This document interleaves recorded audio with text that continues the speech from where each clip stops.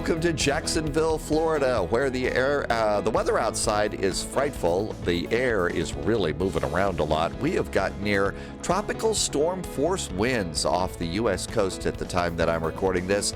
And welcome to Gate Alpha 6 as we get ready to take the PMDG 737 out on a complete flight. And hello, welcome to the channel. Welcome if you're new. My name is Dave. I do the spy flights over on Twitch, and every now and then I like to come on over here to YouTube and do what I call a complete cold and dark video. And when I saw this morning's weather map over here on Navigraph, I've got to say, wow, let's go ahead and do a stormy weather flight. Now, the stormiest weather right now is over Columbia, South Carolina. We're going to depart out of Jacksonville, Florida, and head on up to Wilmington, which is right on the line here. So the weather's going to be deteriorating as we head on into Wilmington. So we'll talk more about the weather and the charts and the route in just a second here. But there is our PMDG 737 sitting at the gate. And this is what I like to call my cold and dark setup that I have for the PMDG airplane. And as we zoom on down here, you can see that the jetway has not been extended to the airplane. I do have the front door open, and I've got a ground power cart plugged in. So this is my idea of cold and dark. The airplane's off, no power is on, but we're all ready for the pilots to come into the Pixel airplane and start flipping switches and turning dials and doing all those fun things that we like to do here. So what are we going to do for the flight today? Well, this is PMDG's. It's the latest update for PMDG2. And really it's very nice, including the new EFB. I think they call it a UFT. EFB, if you don't know, that's electronic flight bag. And that's sort of like an iPad, which has all of the charts that pilots used to carry around in a very big briefcase on a secure iPad. PMDG likes to call it the UFT Universal Flight Tablet because it's going to work with all of the PMDG airplanes. This is going to be a full flight. It is a complete cold and dark flight. I'm using Navigraph and SimBrief for my flight planning. I do have payware and default airports. Today we're doing two very nice payware airports, and I'm also using Pushback Helper. Our flight today and the route of the flight is Jacksonville to Wilmington, taking off from runway 26. We got a couple of waypoints into runway 6 at Wilmington. Our cruise today is flight level 360, about an hour and 25 minutes of flight time as we cruise on up for 289 nautical miles. Let's see. Nope, that's not the right one. This is the right one. I am using real world weather and time. So if you're going to be flying along with me, there's a chance that our weather is going to be very different from the stormy weather that I'm flying today because we do have a big East Coast storm. I'll show you how it is that I do passenger and cargo loading, and we'll look at the takeoff speeds calculator. It's a full complete flight. So the best thing for you to do is pause the video, fire up Microsoft Flight Simulator, hop in any one of the PMDG 737s.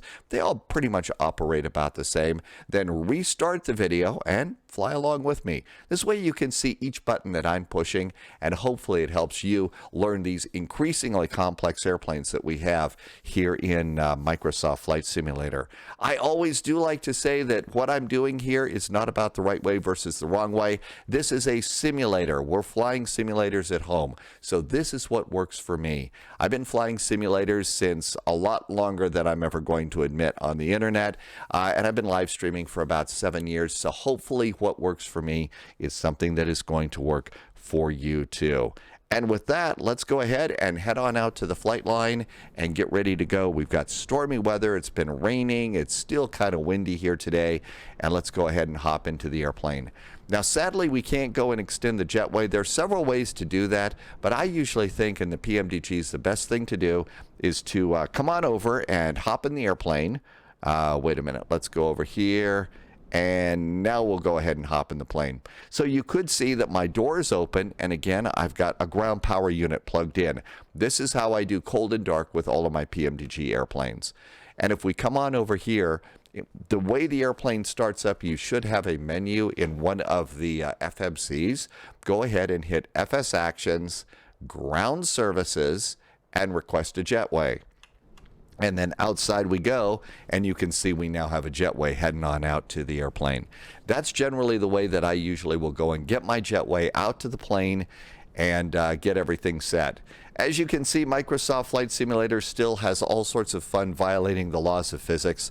You know, two solid objects really can't occupy the same place at the same time without there being a very big explosion. So, you know, you're going to have jetways that are going to go through ground tugs and stuff like that. Okay, so we got that figured out. We got our jetway in place. Next thing I usually do is go over to the electronic flight bag. And this is it. This is the really nice one that PMDG has been working on for a while. And we're going to go to the flight bag. And I've already done my flight planning over on a website called SimBrief. And there is my SimBrief flight plan. Really is nice. The SimBrief part of Navigraph is free. If you're going to be flying on VATSIM, I do recommend the Navigraph charts package too. So charts and data is going to help you if you're flying on VATSIM, the network. If not, this free planner is going to work pretty good for you.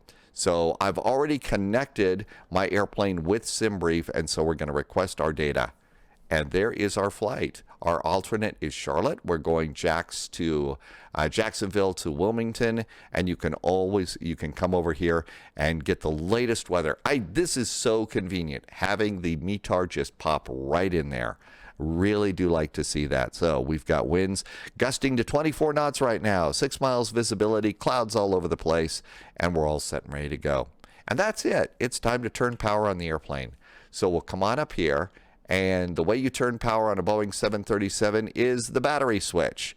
Nope, there's no keys, at least not that I know of. And here we go. That's the switch. So we'll flip the switch, and you can also just flip the cover, and it's guarded, so you can't turn it off when you're flying. Don't want to do that. As I mentioned, I have a ground power cart in place, so we're going to turn on ground power. We're going to keep coming down here. And we can come over here and we can turn on the anti-collision lights. Not anti-collision, the position lights. And I'm going to turn that to steady. Those are the lights you see on the wingtips. If you're at the airport, you usually see the lights on the wingtips. And then while we're over here, let's go the other way. And we're going to go and turn on the recirculating fans. And then we're going to keep going up here and we're going to turn on the window heaters. So window heaters are going on, and the recirculating fans are going on, and we're also going to arm and guard the emergency exit lights. And there we go. Airplane is slowly coming to life here. You can look down here and see now we have 2 FMCs going. Usually I'll come over to the one on the co-pilot side, hit menu, go to FS Actions, go to Ground Services, and I'll just leave that on page 1 of Ground Services. Over here on this one, I'm going to go to FMC, and I'm going to check my nav data. Since I'm on Navigraph, make sure that we have the current active navigation data, and we're going to start getting ready to do position initialization. It's an airplane. It's a jetliner. When you're powering up an airplane, you know, you can't even flush the toilets back in the lavatories without the master caution light going on. So I'm doing the master caution lights all the time when we're starting up the airplane. And now you can see that the computers are starting to pop up here, and we've got some screens. So let's go ahead. And the first thing that we're going to do is we're going to go over here to the reference airport and put that in, which is Jacksonville, Florida, KJAX, Jacksonville. And that looks pretty good. Let's see. We are at gate Alpha. What is that? Alpha 6 or Alpha 8? I think it's Alpha 6. Yeah, it's Alpha 6. So we can come out here. Always go out and just check the paint on the ground if you got a nice airport. Let's see. Sometimes it knows the gates. Sometimes it doesn't.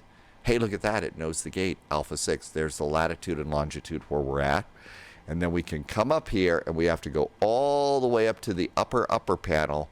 And we're going to go to the navigation, the IRSs. There's 2 of them, left and right. We're going to turn those both to nav.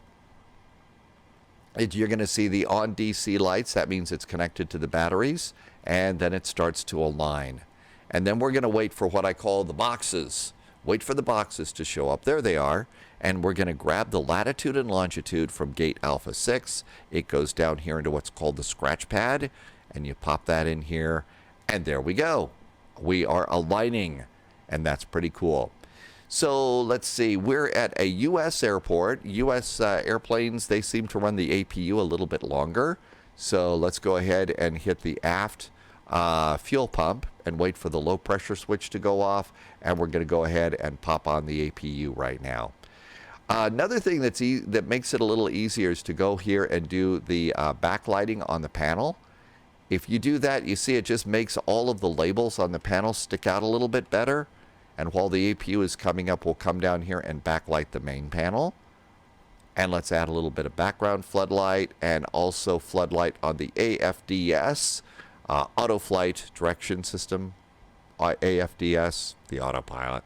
And then I usually will turn the levels down on the display unit. So that's the outboard DU. Here is the inboard DU, and there's two.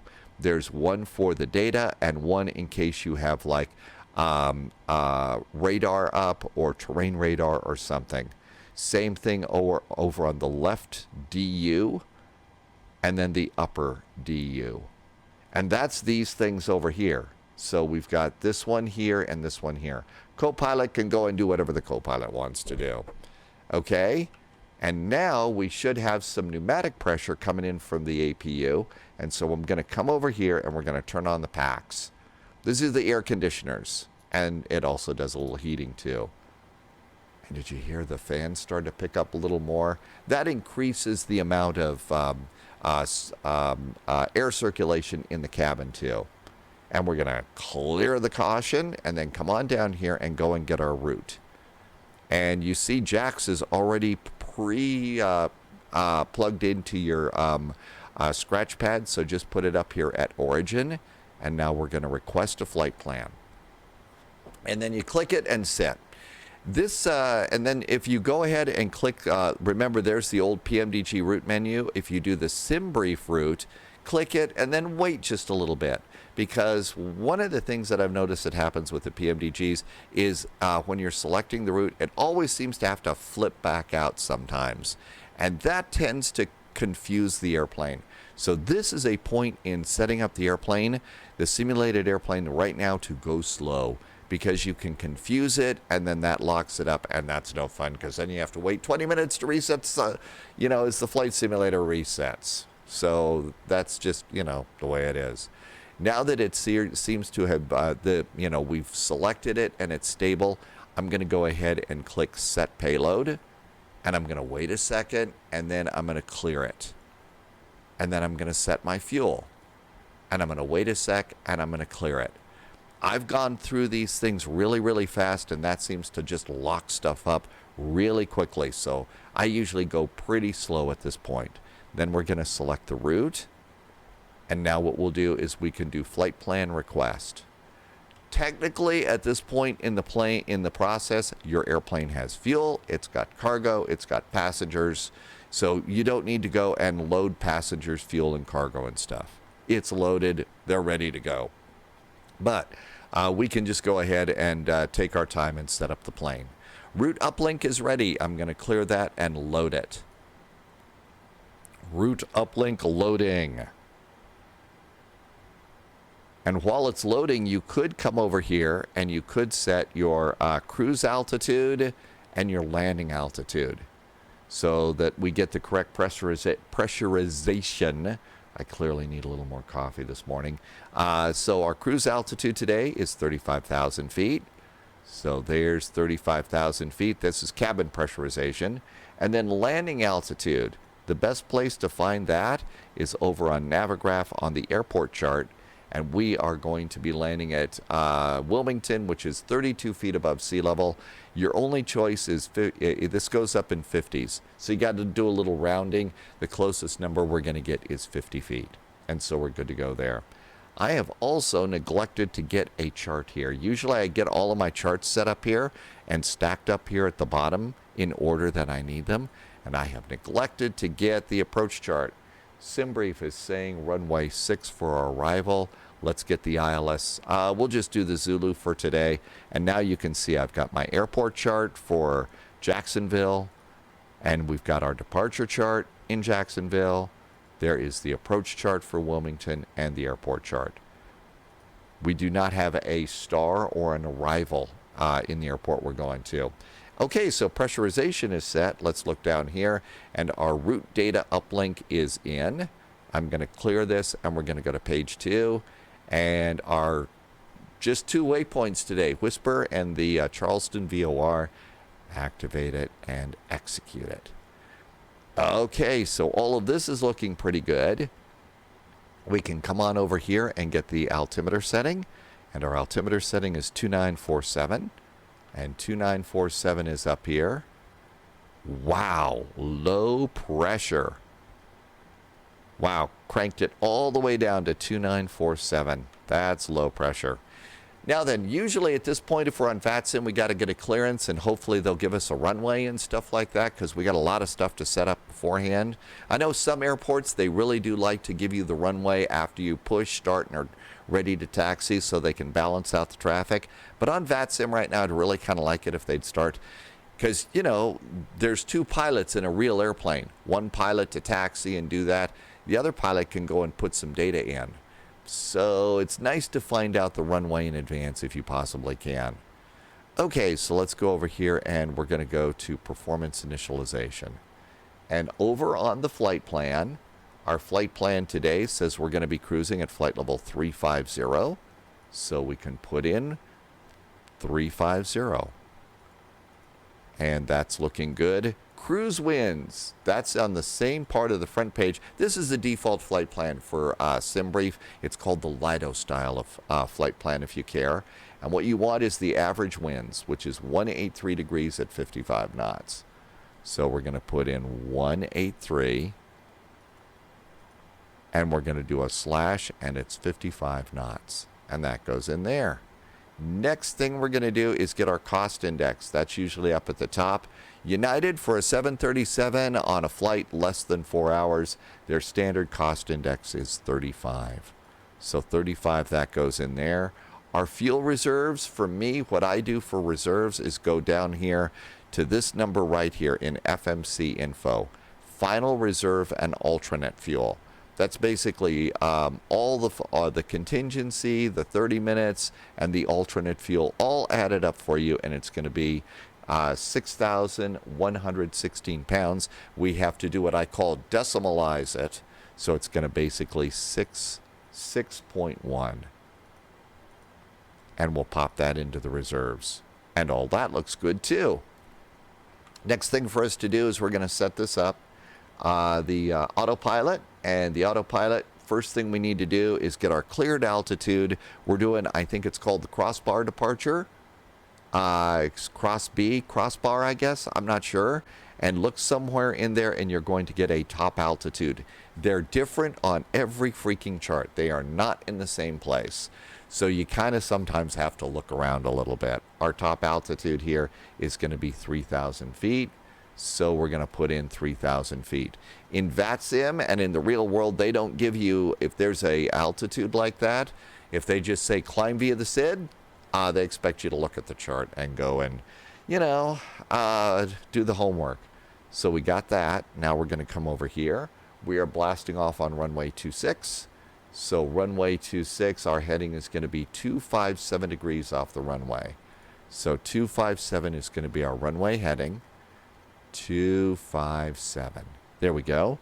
Coming on down here, we could also turn up the panel brightness, the backlighting or integrated lighting, turn that up. And if it were going to be nighttime, I'd click the floodlight up a little bit. We're going to go ahead and just squawk 2000. So we're good to go there. We're not on the radio, but we'd also set up our comm radios now. And passengers are aboard. It's time to start flipping a few more switches up here. We are on ground power, but we have got the APU running the pneumatics or the air conditioning, basically. What we're going to do is we're going to turn the ground power off. First thing we're going to do, APU power is available. So generator 1, generator, both sides of the APU, we're going to click that in. The light's out. Now we can disconnect ground power. And there's ground power is disconnected. So we can come over here and release ground power.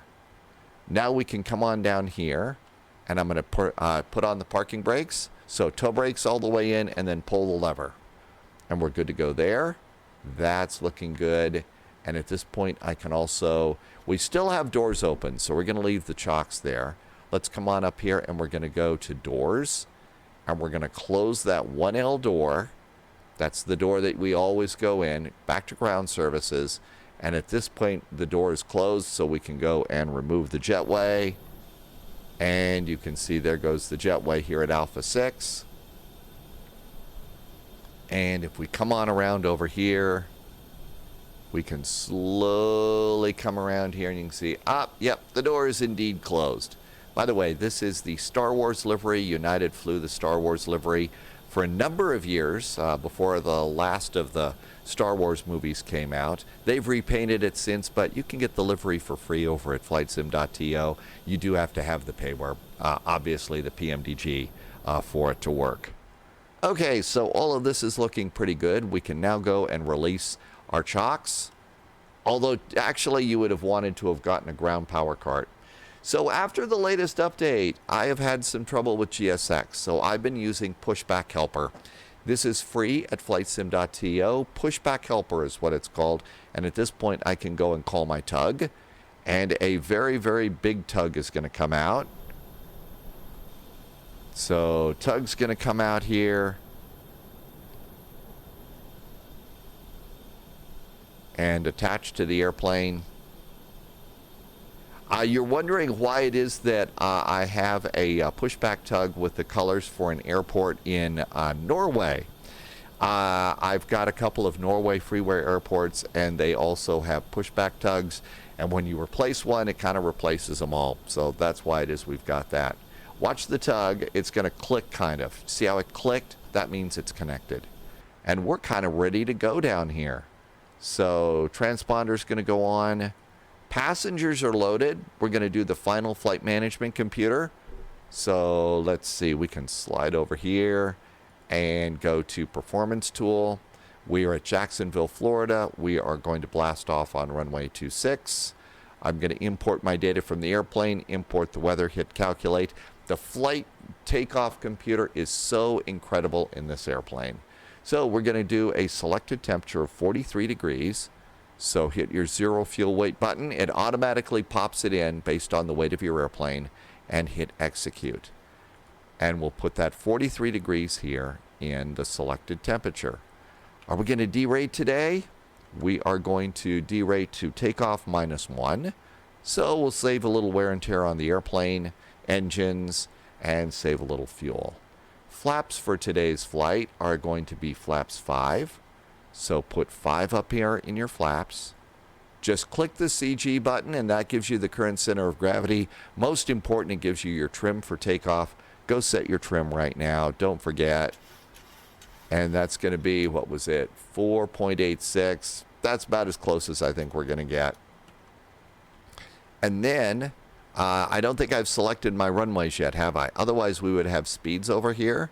So departure and arrival, we're going to go runway 26. And it's going to be the crossbar departure, WISPR transition, execute. Back on over here to route and takeoff. And now you see we have speeds over here, 137, 138, 144.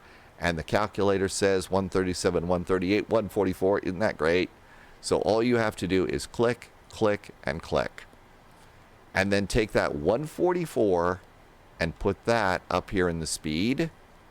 So 144 comes over here. And now we've got everything set. We've got speed, heading, altitude. The altimeters are set. This is usually my cue to turn on my flight directors.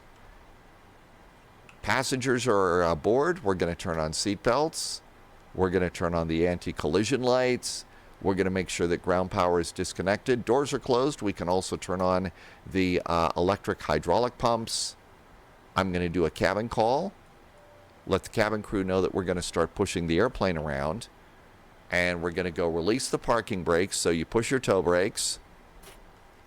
And then we can go ahead and reverse. And out we go. There is our departure.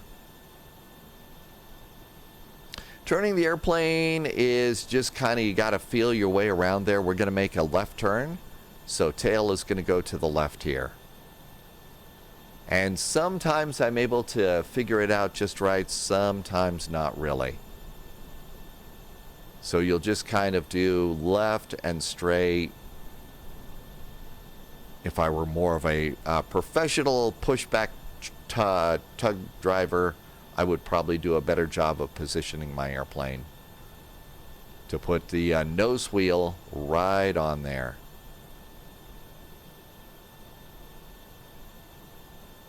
You could also just push your airplane straight back, and it looks like I kind of missed it a little bit. So we'll just go ahead and straighten it out with the nose wheel on the taxi line. We need to come back into the airplane. Toe brakes in, pull the silver handle. Parking brake is on. You can hit release the tug. Wait until you see the tug start to drive away before you turn off pushback helper. And it's engine starting time. So we get to come over here and do the rest of our fuel pumps. There are the rest of the fuel pumps. Low pressure lights are going to go out. We're going to turn the packs off. Packs are going off. And now we're going to come down here to the engine starters. We're going to hit the number 2 engine first. Ground start. Look over here. And you can see that the starter valve indicator light is open. And the N2 is starting to go up. The real pilots are also going to keep a close eye on the oil temperature and the oil pressure. And they're going to watch the vibration. Make sure that nothing's getting nasty there. And at 25%, we'll come down here and do the fuel lever. And this engine is now starting. The engine start sounds on this airplane are absolutely outstanding. They really did a nice job.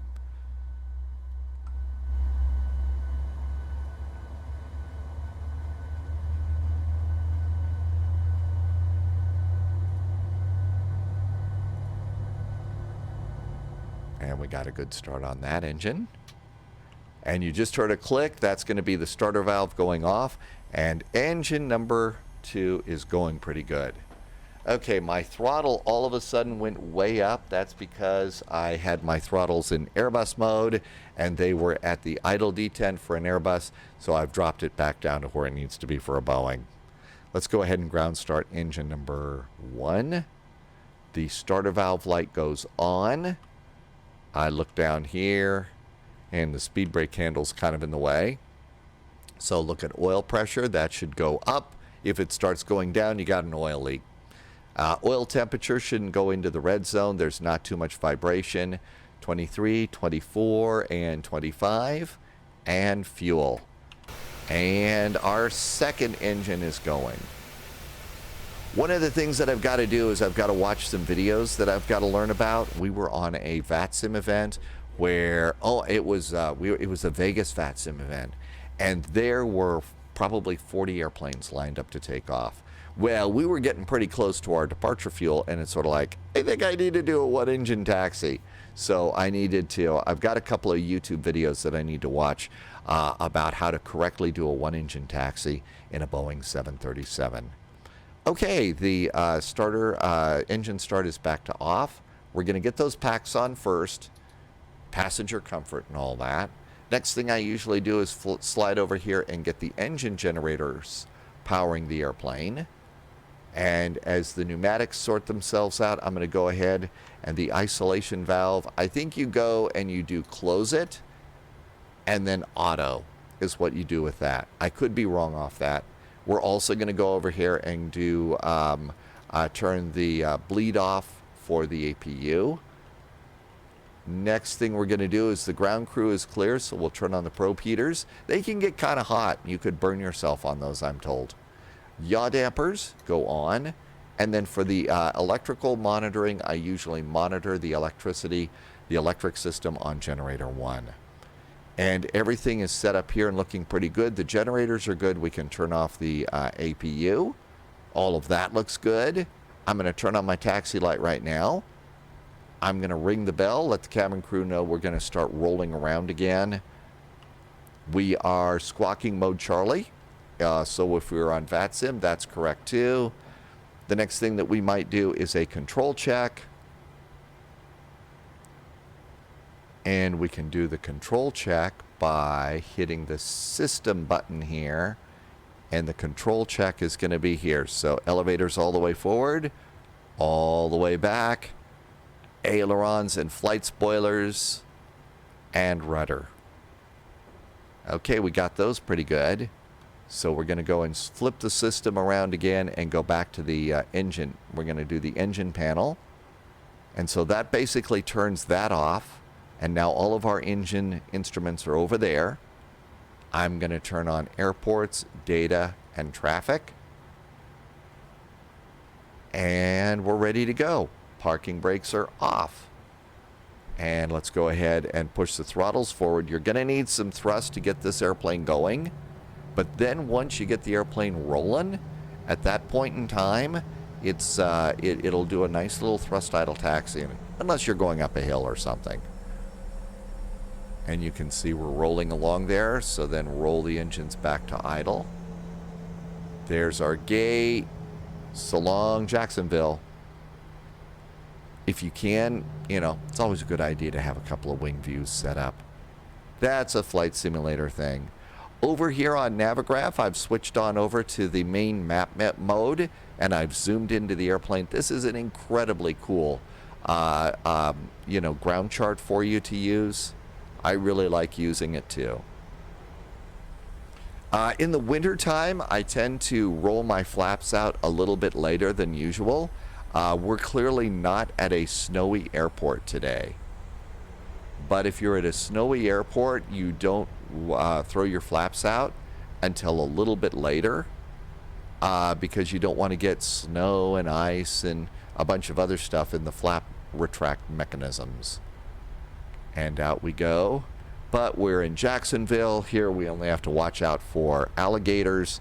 So let's see here. Flaps 5.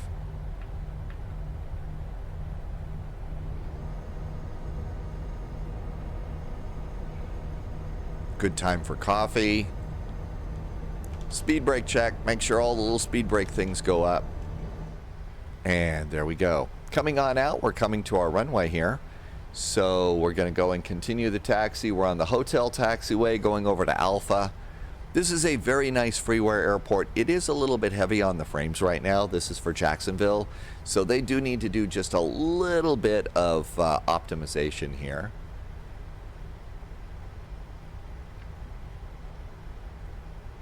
And I should have been a good pilot. Check to see if anybody's coming over there. Nobody's coming over there. Basically, taxiing in a 737. Mr. Boeing would like you to do rudder pedals for taxi. Now then, if you've got a 90-degree turn, then at that point in time, that's when you would use the nose wheel tiller. But it's you taxi with your rudder pedals here. This is going to be a vectors off the runway departure. So we're going to go and turn on VNAV. And we're going to turn on heading select. Not going to do LNAV off the runway here. We could also come on down here and do anti-skid, not anti-skid, auto brakes to RTO. So flaps are set. Speeds are set. Auto brakes are set. It's almost flying time. Let's do another cabin call. ATC has called and said, taxi onto the runway, line up and wait. So we'll go over here and do a cabin call. I'm going to switch. Once I get a clear to get onto a runway, that's when I change from steady lights. I go to the other setting up here, which is the strobe lights. So strobe and steady on the position lights. And if you look at the wingtips, you'll see we've got the flashing white light here on the wingtip. And we're clipping along pretty good here. We've got about a ground speed of about 25 knots right now. I tend to taxi a little bit too slow, especially in VATSIM events. So I'm kind of trying to, pick it up a little bit. So I've gone to thrust idle, and our speed's dropped to 24 knots. We may need to do a little bit of braking, 23. You want to do a 90-degree turn in pretty much any jetliner at about 10 knots or less. There's 23, maybe just a little bit of pressure on the toe brakes. There's 16, there's about 15 knots.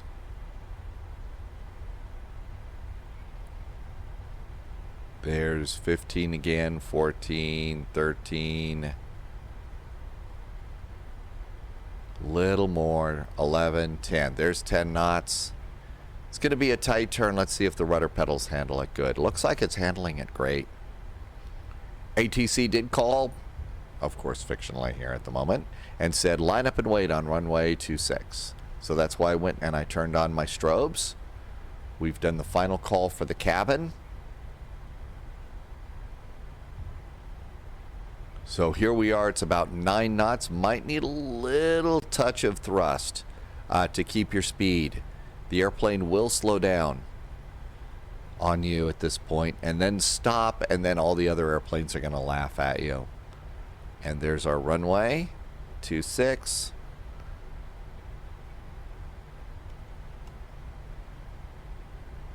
And we're going to line up and wait. Thrust idle. And very nicely lined up and waiting. There is a number that is on your flight plan, and it's called the takeoff fuel number. And it's an important number, especially if you're going to be doing a big VATSIM event like Cross the Pond. My minimum takeoff fuel is 12,763 pounds. Let's look down at the fuel gauge, and I am at 13,300. So we've got more than enough fuel. That's an important number, especially if you're in a VATSIM event and there's a lot going on, like I had in Vegas the other day. Holy moly, we got really close to that. Now, I also board on top of all that an extra 1,000 pounds of just like, I call it captain fuel, especially on VATSIM. But that's an important number. And holy cats, would you look at that windsock. So we're going to have a little bit of a crosswind takeoff.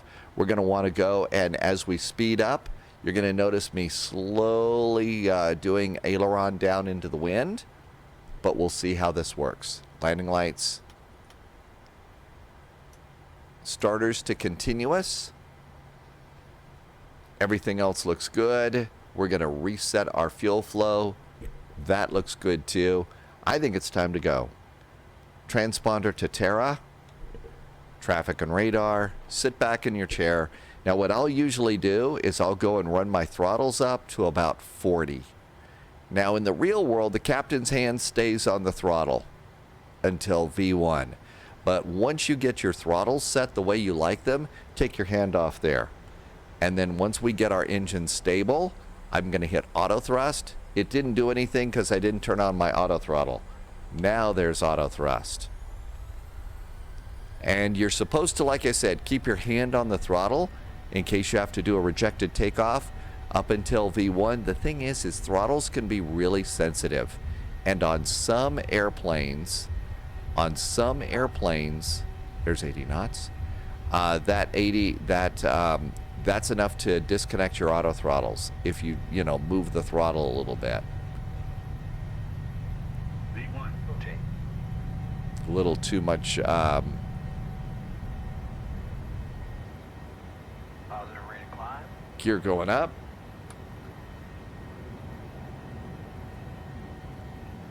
And flight directors are nice and centered. So I probably had a little bit too much. Aileron on that. And that's looking pretty good. We're going to be busy here. I'm going to go ahead and hit command.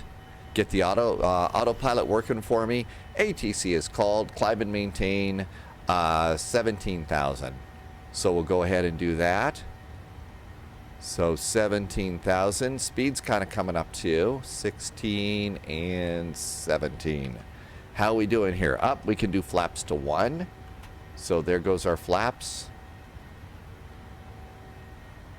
And we can also look out and see. Not a lot to see today. There goes our flaps up. The flap animations on this airplane are really pretty good. And flaps are going to go up. After that, we're going to go and do the auto brake to off, landing gear to off. And then I'm going to zoom my map out a little bit so I can see my first waypoint. There it is. ATC called. And said turn to a heading of about 360 degrees. Due north. Whoops. There are two dials underneath here, and I was clicking the bank limit dial. Now you can see our first waypoint checking in here. So we don't need the map that wide out. How about 40 miles? I can still see that waypoint. ATC called and said now go direct to that waypoint. Now some airplanes you can just go ahead and do direct to in the airplane and it's going to fly it. Other airplanes aren't as sophisticated. And one of the problems that you're going to run into with some of those other airplanes is they're going to do little S-turns constantly trying to get on the course heading. So one of the things is pretty much all the airplanes that I have, I'm usually going to go ahead and get myself established on my direct to course, which in this case, we're direct to Giggles. G-I-G-L-Z, Giggles. So I'm going to try and get myself set up on that course. And then I'll do my direct to. And then that way it will do a nice little, very, very straight and won't do the S-turns as the airplane tries to set itself up. And it does take a little bit of time to settle in on that course. You might need a few more degrees. And I'll try and center that right up. That looks good. Go to legs, go to Giggles, put Giggles at the top, and execute it. And then we'll go to LNAV, and it's just nice and smooth. ATC is called and said, climb and maintain flight level 350. It's a slow day at ATC. It's pizza and beverage time for them. So let's just do our climb up to flight level 350. Airplane's got us pretty good. There's 8,000 feet. Gear is up, off, flaps are up. Auto brakes are disengaged. Everything looks good there. Nothing to worry about up there. Nothing flashing, beeping. Coming up on 10,000 feet. The airplane should automatically accelerate us to climb. And so at this point, all you've got to do is go and turn off your landing lights, turn off your taxi light, turn your starters to off, and do a 10,000 foot cabin call. Usually at about 10,000 feet, that's when the cabin crew gets on and says, if the seatbelt sign is still on, you can't get up. Instead, why don't you look in the seat pocket in front of you and sign up for our great credit card offer. And we're doing a pretty good job. So far, so good. As we fly over the very, very, very big storm. Let's see how we're doing here. A great way to track your flight with the big storm and stuff is go ahead and zoom on out like this and then kick in the weather radar, and that's going to show you what's below you. So it's been a pretty soggy day in North Florida, and it looks like Charleston's right in the middle of it, so that's pretty good too. The weather layers on Navigraph really have kicked it up pretty good, which is awesome. And we're going to climb at 290. Usually at this point in time, I will go to have it monitor climb. And then over here, we're done with airplane services. I'll usually pop this one onto progress. It shows us 296 miles south of Wilmington. Current airplane time shows us landing at 1641 Zulu. And so if you look over here, you can see I'm on the live time right now. So gives you an idea that we've got about an hour's worth of flying time. Hopefully your departure was just as smooth as mine. I hope it was. If you missed something, if I did something a little fast, the cool part about YouTube is you can go and roll the video back and watch it again.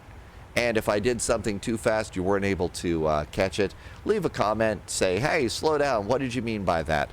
And I can follow up with either a comment back to you, or I can do a whole nother video. If there's a video or an airplane you'd like to see, I'm still really new here on YouTube, so be sure and leave a comment. I read every one of them. And everything looks good. 88 miles to our top of climb. And it's all looking pretty good. Be sure when you have time here on Microsoft Flight Simulator, if you've got the wing views, it's always, when you get a sec, look out the window. The scenery is absolutely amazing. The clouds are getting better and better all the time. It really is pretty good show here. And we have just passed Giggles and 16,000 feet. And everything is good to go down here. The transponder is transponding. Fuel is still flowing. Auto throttle is working great.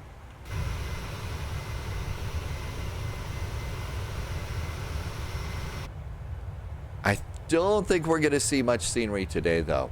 Flying over a big storm like this, probably not even going to see many holes in the clouds out there either.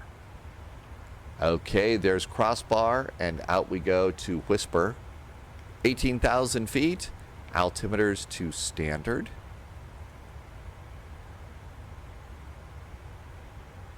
And we could also ring the bell again, let the flight attendants know that they can get up.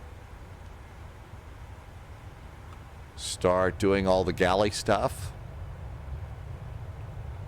Cabin in the PMDGs is pretty good. They're making it nicer and nicer. They don't have working seatbelt lights, but you know, I can live without a working seatbelt light. There are some freeware airplanes that do not have a cabin modeled, and they're just as nice as some of the paywares that are out there. This airplane does model 3 rows of first class. I think United may have 4 rows. I don't know. It's been a long time. The door does not open. They're going to do that someday. And the galley is a little flat and stuff, but you know, thing is, if the galley weren't as flat, that there'd be a little bit of a performance hit on that. So that's why I've never really had a problem with the cabin on the airplane. Passing 21,000 feet. If this is your first cold and dark video with me, usually what I will do is, as we approach our final cruising altitude, I usually hit pause in the recording, and you should at the same time hit pause in the playback. And then when we get about 50 to 75 miles from top of descent, that's when you restart your video player, and that's when I've started recording, and then we kind of pick up the flight there. That way you don't have to sit there and listen to me go like this all the time, telling really bad jokes, and you get a chance to just kind of look out the window and enjoy the view as we fly on out, or also kind of explore the cockpit.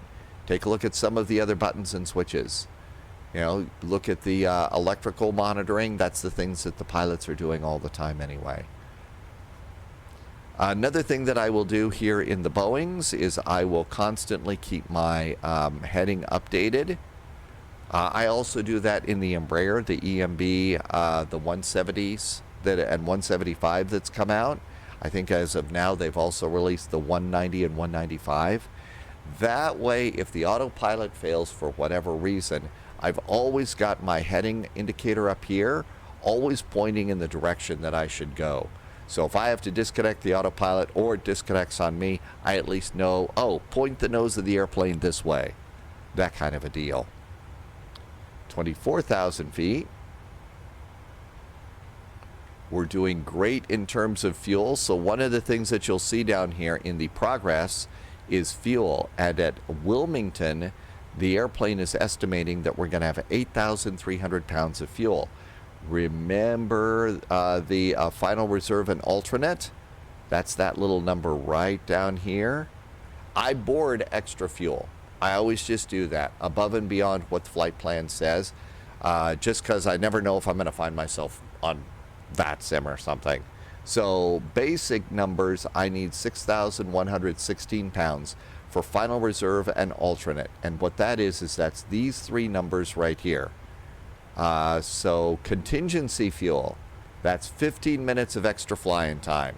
So there you go. That's 1,499 pounds of fuel. Flight to get to the alternate airport, in this case Charlotte, we need 3,884 pounds. And then for 30 minutes of final reserve fuel, we have 2,232. Add those 3 numbers up and you get 6,100. So there's your final reserve and alternate. So that's the number I keep an eye on here. And I keep an eye on this. If I'm above the flight plan number, then it's sort of like, hey, we don't have to panic about fuel. While I was yapping about all of that, you probably saw the airplane jiggle a little bit. That was a weather change. Weather changes can be somewhat abrupt here in Microsoft Flight Simulator, but at least it doesn't look like it'll knock you out of the sky. Passing 25,000 feet, after 25,000 feet, if we've got a nice smooth flight, I'll come up here and I will do seatbelts from on to auto. That means the lights will go out unless there's turbulence or we descend to a certain level or something. So for that one passenger back in the terminal who got the venti instead of the grande and is sitting back in the seat in pain, that's why I do it at that time. Yes, that happened to me once as a passenger. Believe me, once is the only lesson you'll ever need to never order the venti again. And that's coffee sizes if you've missed that joke. And there we go. Our climb is in great shape. We are in climb mode, over in cruise mode. You can see we're going to be cruising at Mach 0.78. That's going to be our optimum cruise. Coming over here on the descent page, we'll hit the descent forecast page. We're actually 103 miles to top of descent, it says. Really, 102 miles. Holy moly.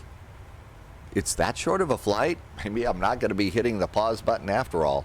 Let's go. I usually get the map out to 80 miles. So there's my top of climb right there. I don't think that's right. I think that number is waiting for us to get. That's probably to top. It says top of descent. I'll bet that's top of climb. Is that what it looks like over here? It says 40 miles to top of climb, 98 miles to top of descent. That could be a number that it's going to reset. We're 35 miles. Let's see. Maybe we're not hitting the pause button after all. Good thing I topped up the cup of coffee before we came in here. Not really much that we can do over here. I'll usually go back to the electronic flight bag and hit arrival weather. And right now, our winds are 070 at 11 knots, gusting to 22. We have heavy rain, and we've got fog. Yeah, 1.5 miles visibility. ILS landing, big time. It's overcast to 7,500 feet. The altimeter is 2980. It will be a stormy approach. So stormy approach, the goal here is to plant the airplane on the runway. Flight simmers are notorious for caring about landing rates. I have not activated any of my landing rate monitors for this. The goal is not to hunt for butter. You put in gusty winds and heavy rain, the goal is plant the airplane wheels on the runway right at the touchdown point and stop. And if it's a little on the hard side, guess what? That's the way it is. Now, try and tell a flight simmer to not go hunting for butter on approach. That's the hard part about this. And here is our turn. So I'm going to come over here and dial this over here. And that's going to be our heading over there.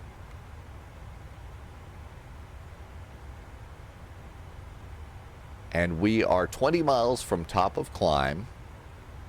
22 miles, excuse me. So we'll go ahead and just keep going.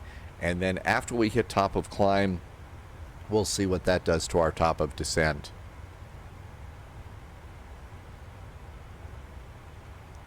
One of the things that I'll also be doing is as we get closer, let's go ahead, might as well do this now. So charts, let's come on down here and we're done. We're not going back to Jacksonville. So we're going to clear out Jacksonville. We're planning the ILS for runway 7, right? Runway 6. One of the things we could do is we could take a look at the arrivals here, go to airport and go to Wilmington and go to runways. We're planning runway 6. So clearly runway 24 is a 10 knot tailwind. That's that red thing that you see there. is there a better runway? We got a 4-knot crosswind and 10 knots of tailwind. Runway 6 is our best runway. So this is a great way to go and look at all the runways and see which is your best. And chances are that's the one that they're going to be using at the airport you're going to. So all of that looks really good. I did not install the arrival at all. So we ought to go and do the arrival. Departure and arrival, arrivals. We're doing the ILS. I'm planning the Zulu for runway 6. The Yankee is really just kind of a straight-in kind of a deal.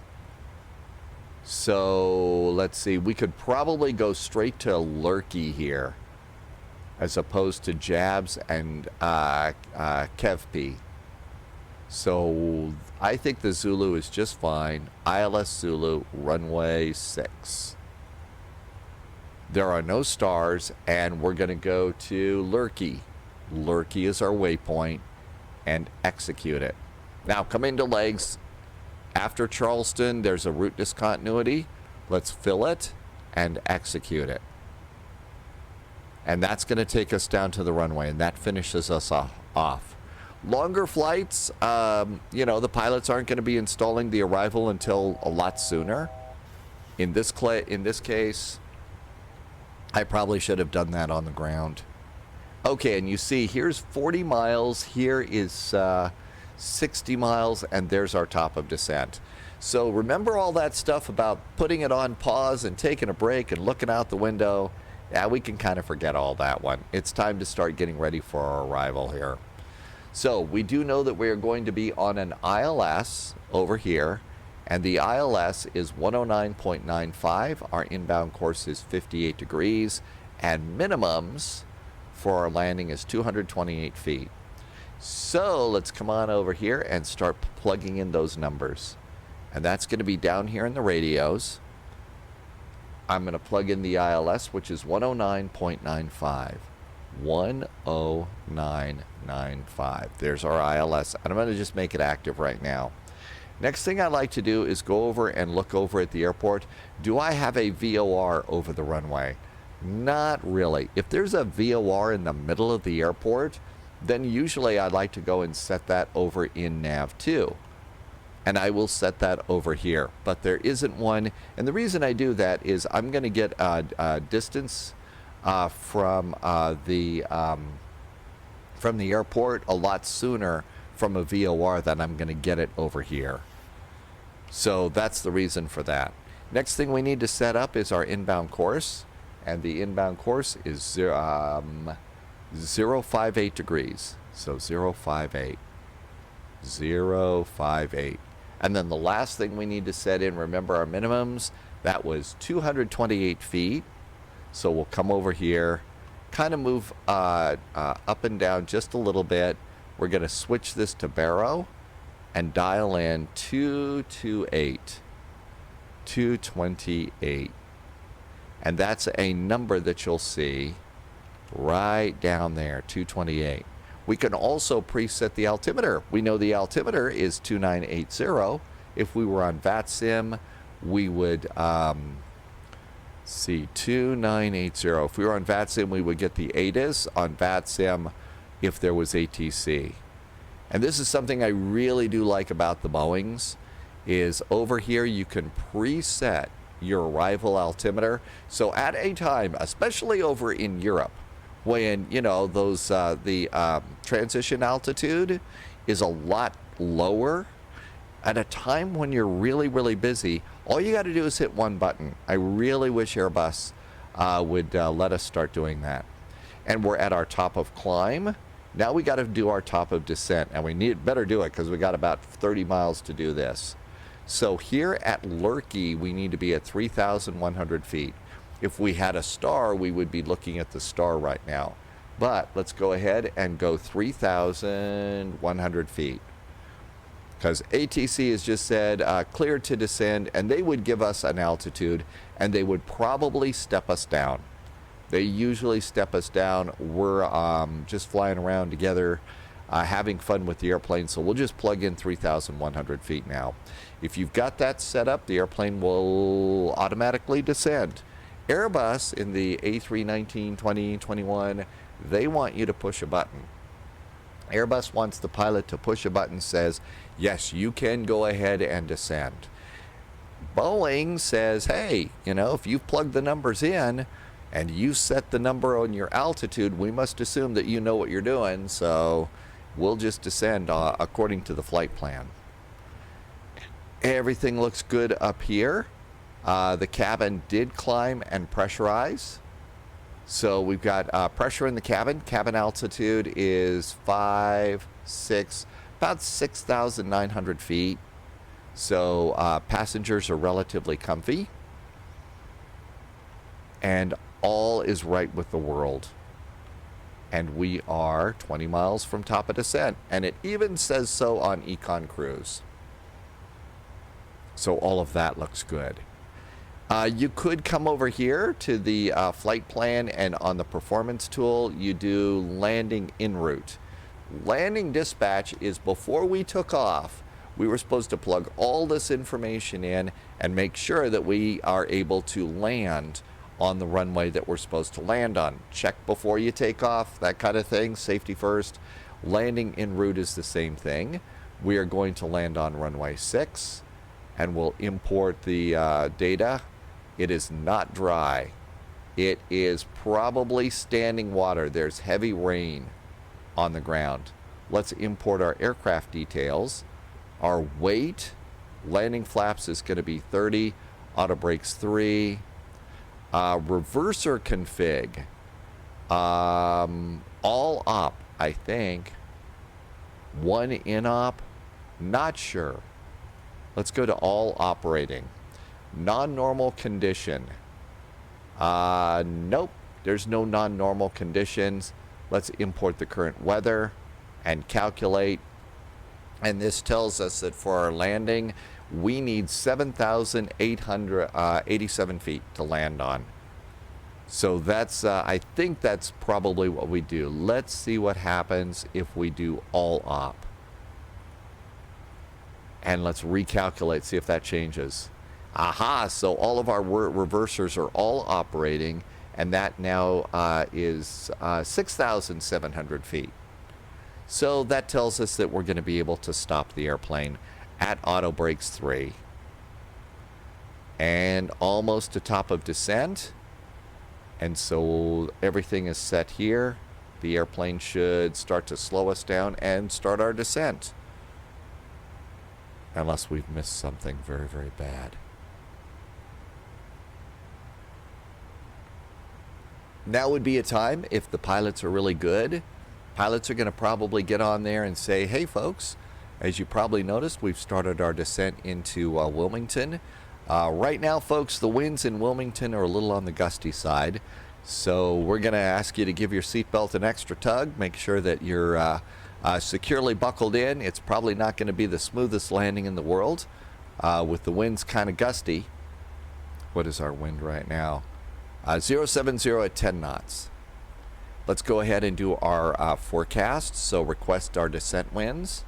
And I believe this is going out and getting us the latest winds. So it takes a second for it to go and pop that in.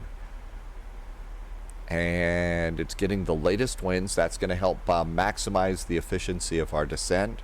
Save a little bit of fuel. Aha, there it is. Let's load it.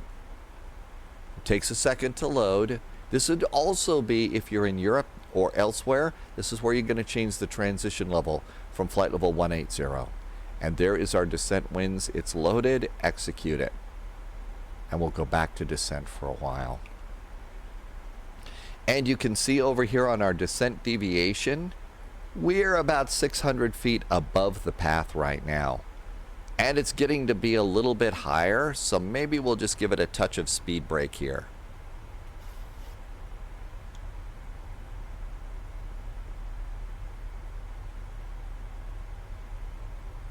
See if that number will start going down a little bit.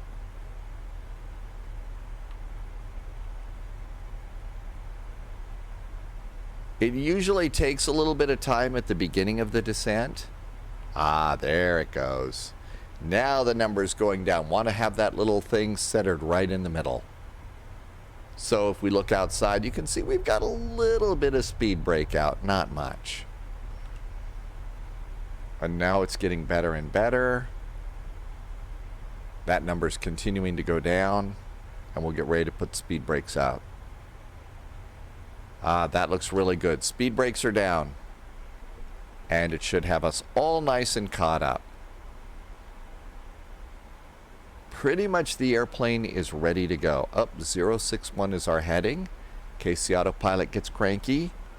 We are now 121 miles outside of Wilmington. We should have 8,200 pounds fuel in the tanks when we land. And we should be landing at 1641 Zulu. It is 1619 Zulu. So it's going to be a fast 20 minutes for sure. Our ILS is all set and ready to go. If I'm on VATSIM, I'm kind of looking ahead on vPilot or XPilot, and I'm looking ahead to see what's ahead of me controller-wise. Is there tower? Is there ground? And I'm usually listening to the airplanes up ahead of me, particularly if one's going to the same destination. And if I can pre-anticipate what those frequencies are and tune my radios a little bit ahead, especially on a busy approach, wow, does that save a lot of time in the cockpit. It does make your day a lot nicer. And there's 27,000 feet. It's going to be a fairly bumpy arrival. I'm going to do seatbelts a little early. A little earlier than my 25,000 feet. I'm going to also check the total air temperature is -7 degrees Celsius. We are in clouds. It's cold. Guess what I'm going to do? Engine anti-ice. I've currently got icing effects turned off on Microsoft Flight Simulator because there's trouble with icing and the Phoenix A320. And so right now I've got it turned off, but we should be good pilots and turn on the anti-ice. There's 25,000 feet, and all seems to be right with the world. One of the secrets that I'm kind of finding, especially, real world pilots, they're always thinking a little bit ahead of the airplane, a little bit ahead of the flight path. What's next? What do I have to do? Thinking, 10 minutes ahead, 15, 20 minutes. What are the things what's coming up on the to-do list? Can I get it done early? I think that's even more important if you're going to be a VATSIM pilot here in the simulator because, and I've tilted over here, this is a two-person cockpit. The real pilots have two people up front because there is a real workload. And on VATSIM, it's the same workload. We're still doing, and we're flying a very complex airplane. So I do try to listen ahead in my frequencies and preset a frequency if I could possibly do that, because that reduces my workload as we're coming into a very, very busy event. So if you could do that, I really think that's a good thing to do. If you're looking for a nice gift or something for yourself for Christmas to enhance your cockpit, one of the things that I'm going to suggest is, and I'm not paid, I'm not sponsored in any way, but I really like the Logitech radio panel. I'm showing it to you with SPAD.next, which is how I interface, and with the radio panel here. This is absolutely the best thing in the world if you're going to be flying around on VATSIM. I can come over here and I can get, let's see, there's 122.8, there's Unicom, there we go. And and it's a piece of hardware, it's a USB plug into your computer. I've got it right by the mouse on my keyboard here. And this is absolutely, I flew without this thing for years. I don't know how I did it. I really do not know how I did it. So it really does make your day a lot easier, particularly in a busy VATSIM event. Unless you're flying dual cockpit, shared cockpit with somebody, and they're doing the radios for you, wow, does that make your life better. Again, not sponsored by anybody. It's just something that makes my cockpit really, really nice. Passing 21,000 feet. On a very nice descent path. We are 89 miles out of Wilmington. Still looks like we're going to be hitting the ground Probably not the right word. Looks like we're going to be landing at 1641 Zulu. Hitting the ground is probably not the best terminology to use. So we're less than 20 minutes from landing. Everything is pretty much set up here. Nothing to worry about. We'll do landing lights. We'll go engines, starters back to continuous. And that is especially in moisture. That's going to help keep your engines going if you got to go around. We had it set that way on takeoff too. Nothing to worry about down here. I'm not 100% sure about what weather radars are working and what works and what doesn't work. So I generally don't do an awful lot with weather radar. You could do terrain radar. That works. Some airplanes have it working. Some airplanes don't. So it's just been a little bit dodgy for me as far as figuring out, which one I'm going to go with. So I don't mess with it that much. If I really want to see a radar or something, I can come over here and hit the weather button on this. And that's going to be a great way to see that it's going to be a bit of a soggy landing today in Wilmington. A bit of a soggy landing for sure. So that's kind of what it is that I'm doing for weather radar at the moment. When they sort out all the weather radar stuff, then that'll be a good thing. We are coming up on Lurkey here, and there is Lurkey, and I'm gonna be quiet, listen to the rain.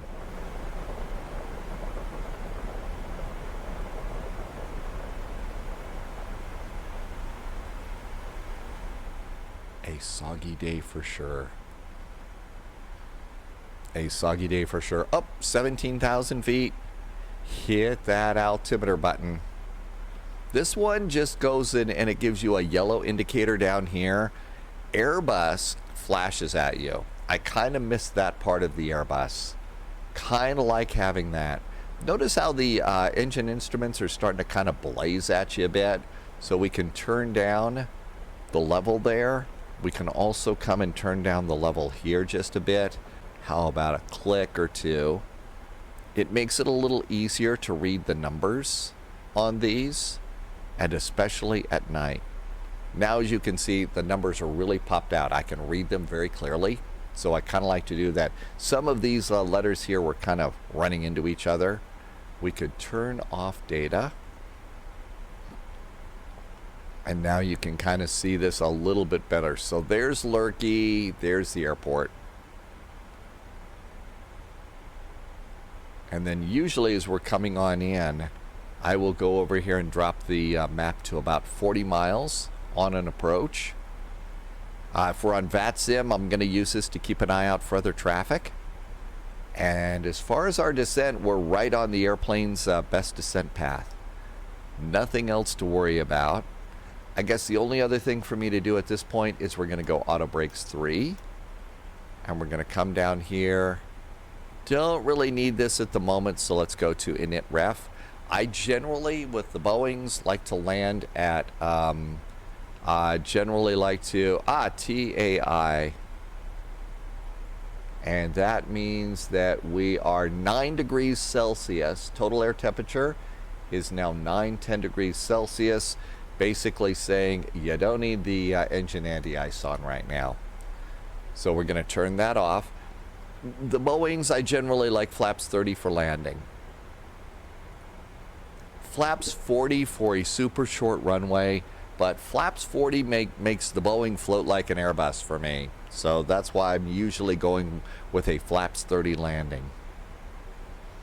And so that gives us 143 for our speed. Some pilots like to add 1 knot just for luck. So 143, 144 for our landing speed. Passing 13,000 feet. The airplane should slow us down to 250. Let's see. We are 58 miles out of Wilmington. We could also arm the speed brakes. I don't think we're going to need them right now, so I'm going to arm them. Thing is with speed brakes, if you use them, you usually have to rearm them for your landing. And over in the MD-11 right now, if you arm your speed brakes, you can't use your speed brakes. I don't know if that's the way it works in the real airplane or not. All right, and we just had the little banana show up there. That green arc that you saw, that's where it basically said you should expect to be at the altitude you want to be at, which is 3,100 feet. So we're descending a little bit fast at the moment. I think it's showing us a little bit on the descending a little bit fast because we're about ready to slow down to 250 knots. So that's probably going to get back over there as soon as the airplane slows itself. If we're on VATSIM, by now they would probably be telling us to slow down anyway. And usually it's going to be 180 knots to join the localizer, and then 180 knots until 5 miles from the runway. In fact, you can see, so these, we've got a couple of little dots here. Those little green dots are deceleration points. So we got a deceleration point coming up almost immediately, and that's going to be to 250. And 10,000 feet, I'm going to do a cabin call, flight attendant seats for landing. I'm going to do landing lights. I'm going to do taxi. I'm going to go and do continuous restart right now. And it's going to be a little darker and murkier, so I'm going to turn on the logo light to make sure that the marketing people are happy with us. Now, we could need a little bit of speed brake to slow us down a little bit more. But right now, the airplane's handling that slow down to 250 just pretty good at the moment.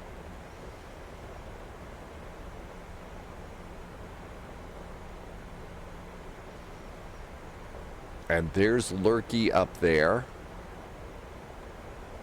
Maybe we'll add just a little speed brake here to get there sooner. There's 250. That should be our slowdown there. Put speed brakes away.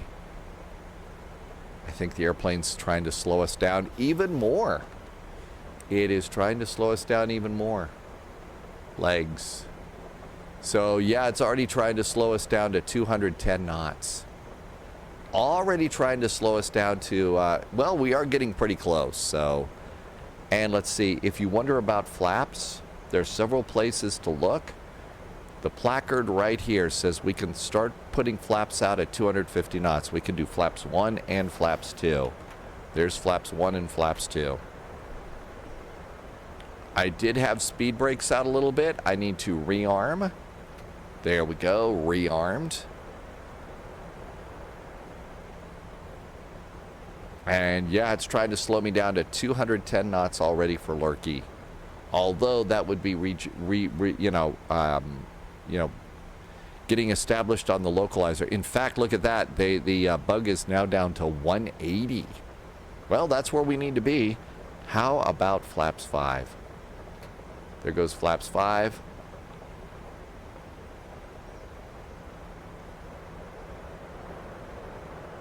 Wow, the rain's just coming down, coming down, coming down. Radar time. Okay, well, at least we don't have to take the plane through the plane wash.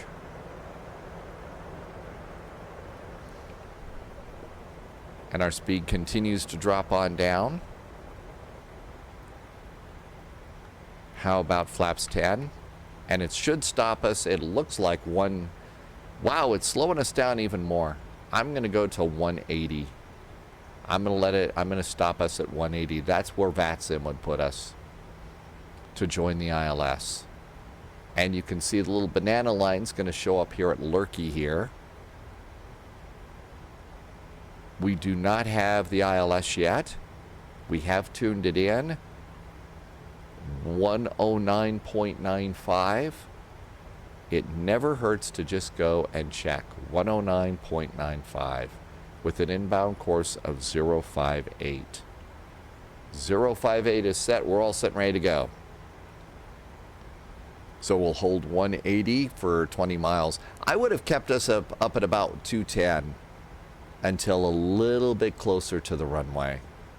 In fact, ATC, unless there was traffic ahead of us, probably would have been moving us fast. especially if it's going to be in an event. They are really good at moving airplanes quickly. Our descent path is just fine, though. If you're like me, you tend to get kind of comfortable in your gamer chair and stuff. So now is an incredibly good time to make sure that you're sitting up straight. I know, sit up straight. Who does that when you're gaming? But if you got a set of rudder pedals, wow, are you going to need to do that? So we'll sit up straight. Now my auto throttles are engaged here. My physical throttles are still at 40%. So one of the things that I'll do is as we're coming up on approach is I'm going to move my throttles up to just below about halfway. It doesn't affect the airplane, but when we go ahead and disconnect the auto throttle, that has it pretty much in a spot that works good for me. Passing 7,100 feet, looks like we're going to be right at 3,100 at Lurkey. Let's see, we are 30 miles from Wilmington, and we'll come back over here to our speeds. So 143 plus 1 is 144 for landing. And we can come over here, and now we're going to go from 40 miles to 20 miles. So there's 20 miles and Lurkey right there. Still not receiving any DME, which is not surprising. But we can see how far we are from the runway down here on progress. Well, if I were a passenger, I'd want my money back because we didn't get to see any really great scenery. Oh, we got a little bit of wing flap here. So you can see the wing flapping up and down a little bit. We have a bit of turbulence today. I'm shocked to find there's turbulence here.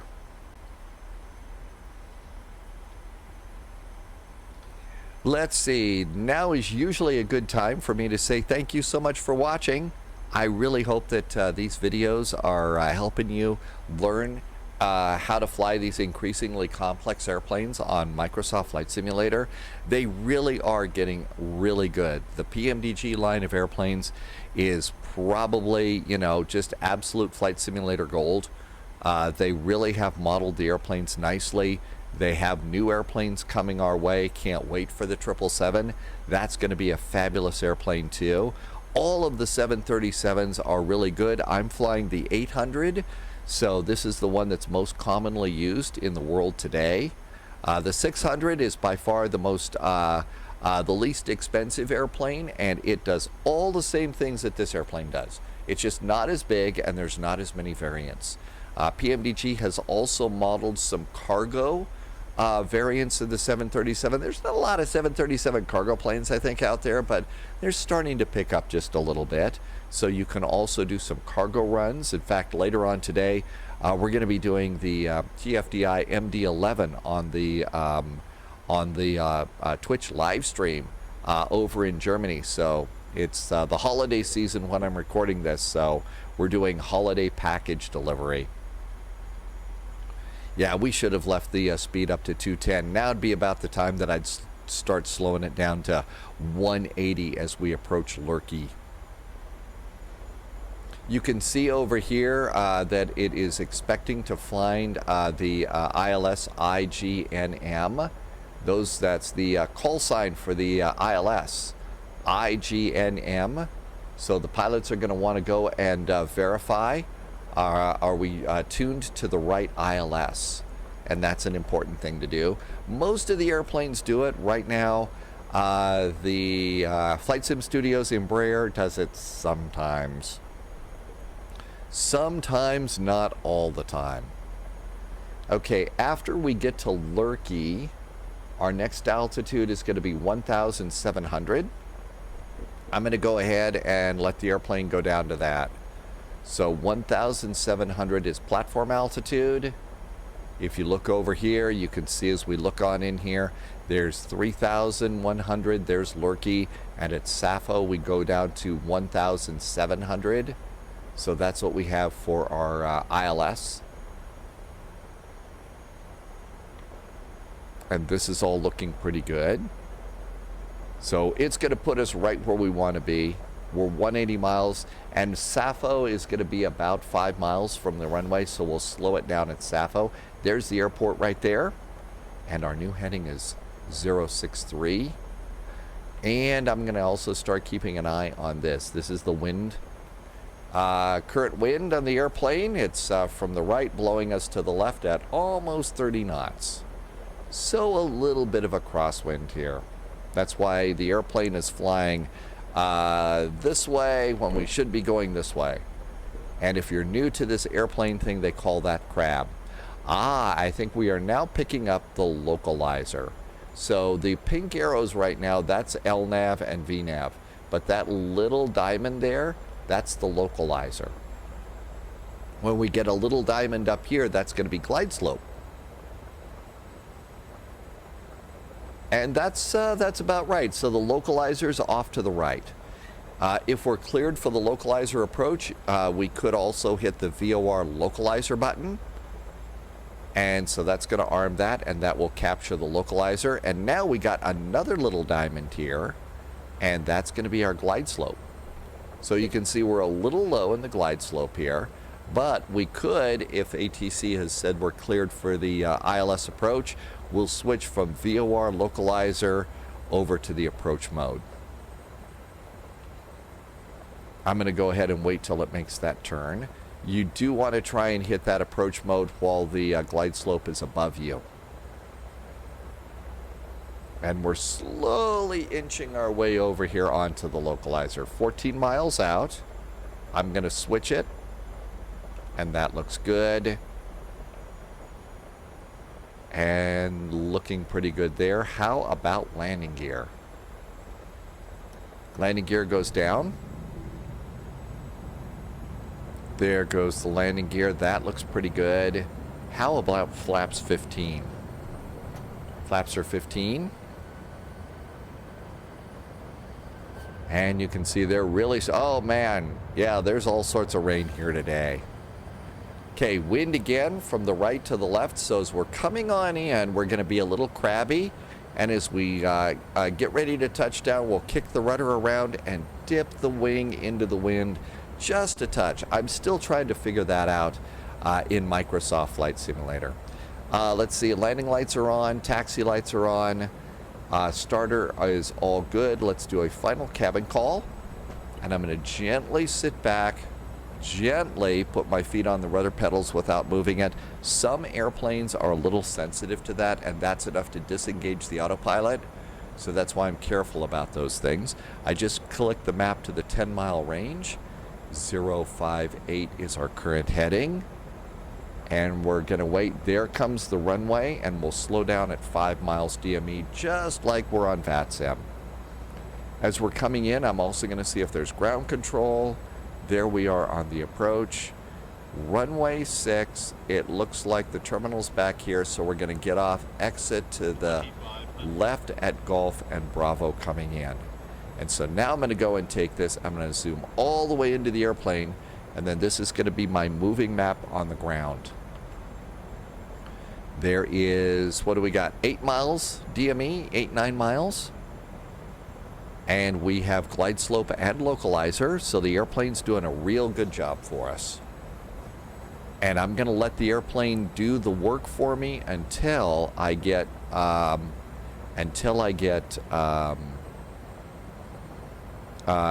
I see the runway.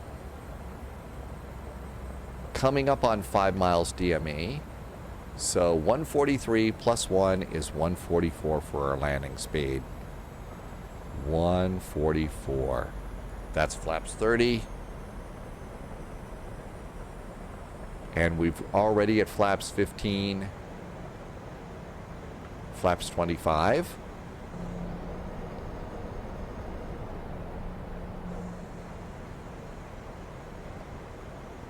Flaps are 30. This point, when I hit flaps 30, I do what I call the big 3. Gear down, 3 green. Auto brakes, speed brakes. Those 3, and at that point in time, it's sort of like, okay, we're relatively ready to go. Moving my right hand over to near the throttle, but I'm not going to touch it yet. and gently go over and grab the side stick. Yeah, I do fly the Airbus side stick, the TCA Airbus. Works just fine with the Boeing. But that being said, Thrustmaster has a really nice Boeing set too. I don't have that one, but people that have it say they really like it. Now I'm just looking out to see, is there anything out there? I see some ground outside, but that's about it. I don't see any lights. Getting ready to turn off the auto throttle. Okay, I see the ground. So there's the ground. We know we're coming in. I have no idea. I don't see the runway yet. No runway yet. I see ground ahead of us now. That's a good sign.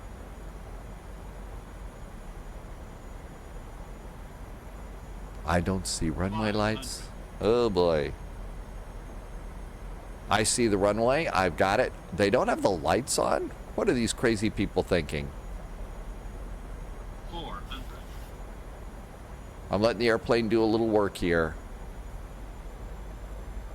300. AP is off. Captain's got the airplane. Wow, is it gusty. Approaching minimums. Let's get back over here.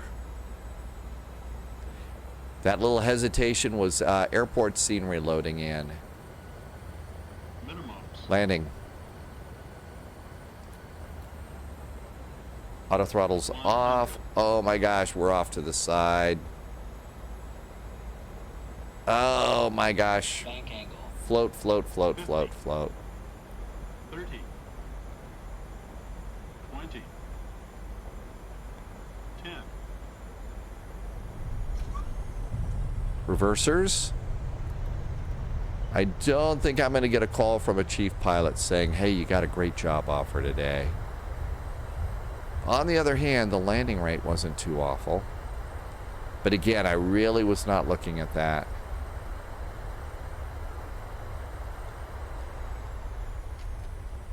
Auto brakes off.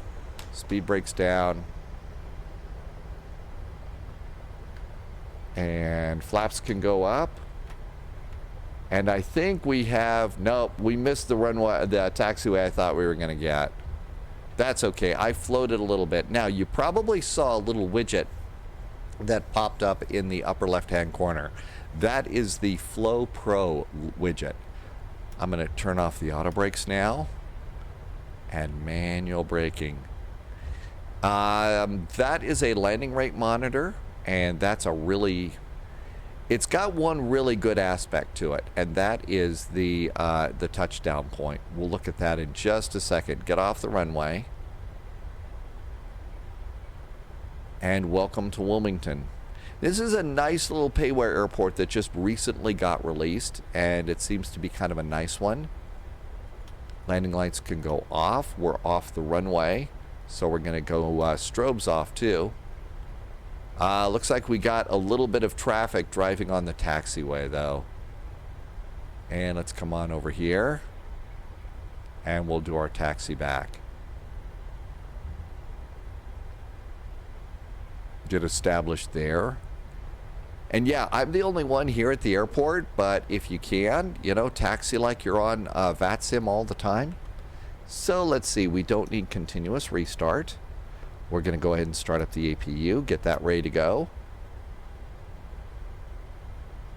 And now let's look over at this widget. And I'm going to go ahead and pop it out here.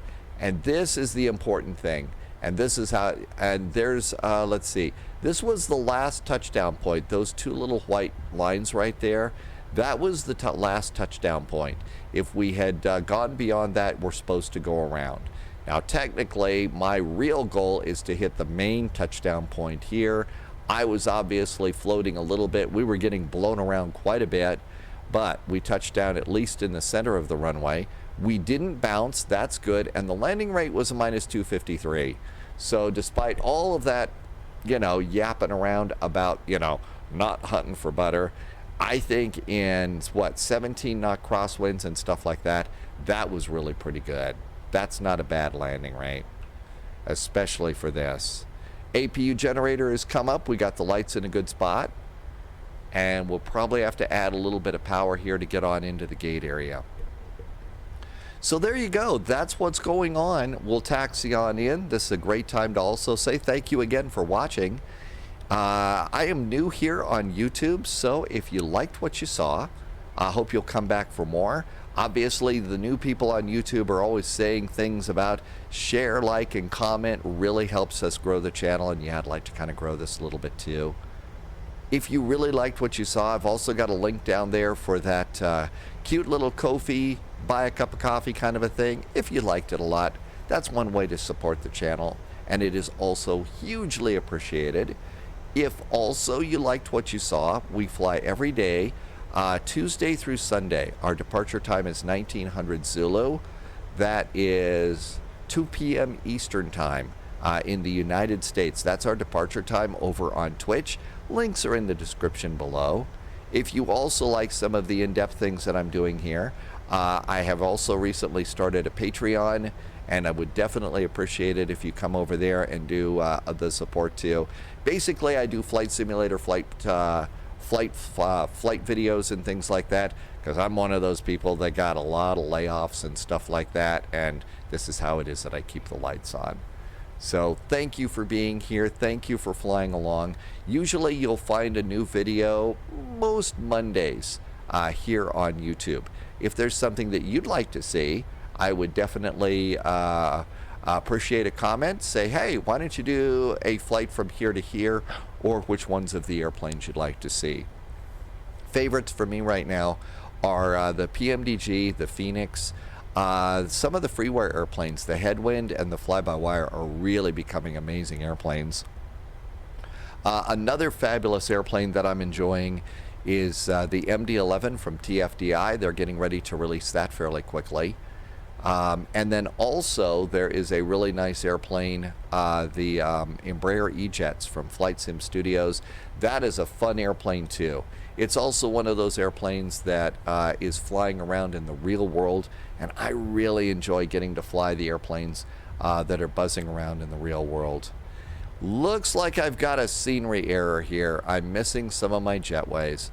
Part of the reason for that is I did have GSX all set up, and there's probably a leftover GSX profile, and I haven't cleared all those out. After the latest sim update, GSX is being really mean to me, so I've turned that off temporarily. I'm going to try and turn that back on soon. Coming into the gate area, a couple of rampies, people that work on the ramp, have said, hey, turn off your landing light as you're coming on in. You blind the rampies. We don't want to blind the rampies. And then you kind of move up here, and you take a look over there, and you can see the nose wheel lines right over. It's going to be right by the wheels here on the jetway. So what we could do is kind of look over there, and as we keep coming on in, might need just a little bit of a oomph. So that line was right by those wheels. This sort of gives you a way to line yourself up without gate guidance. I'll bet that's pretty good. Let's look outside and see. How did we do? Oh, we were a little bit short, so we could have gone a little bit further here. So we'll release that up, and of course the jetway gets in the way. That a little bit of power here put us right on the tee. Come on, airplane, move. There we go. It takes a little bit of thrust to get it going, but once you get going, okay, parking brakes. We do have the APU on. It is on, so I'm going to go ahead and flip over the generators right now. And engine number 1, engine number 2, we should also stop squawking. We'll come over here and turn off the anti-collision lights. That's a good idea too. APU bleed can pop on, and the crossfeed, and we're also going to turn off the probe heaters so the ground crew doesn't get burned on those. Seat belts can go off too. Now then, if you want a little more immersion, you can come over here, and I usually do it on the first officer side. Go to FS Actions, Ground Services, put your chocks in. You can request a ground power card, and you can request a jetway. And here comes our jetway. And we did it. Nobody was hurt, nobody was arrested. And actually, again, for this windy of a flight, that's not that bad of a landing rate. And then after that, if you want, you can also do a few other things for immersion. You can return, and you can go to doors, and you can open up the 1L door. You can then return, you can go back to ground services. If you want to unload your airplane, you can come over here and put a 0 in for passengers and start the deboarding process. You could put 0s in here also for cargo and put another one in for the aft cargo. And then what you can do is start requesting the baggage carts. And you could go outside, and PMDG will also bring in baggage carts. It'll open up the doors, and if you have GSX, you can sit and watch the show and enjoy. As always, I do again like to say this is not about the right way versus the wrong way. This is what works for me in a simulated environment, and the whole idea is I hope that this is something that works for you. Thank you again so much for watching. I hope you had a very nice flight today. It is just before the holiday season here at Spy HQ. And no matter how you celebrate, I hope it is a wonderful holiday for you and your family. As always, thank you so much for being here. See you over on Twitch at 1900 Zulu. Until then, stay healthy, stay safe, and I'll see you in the friendly sim skies. Cheers.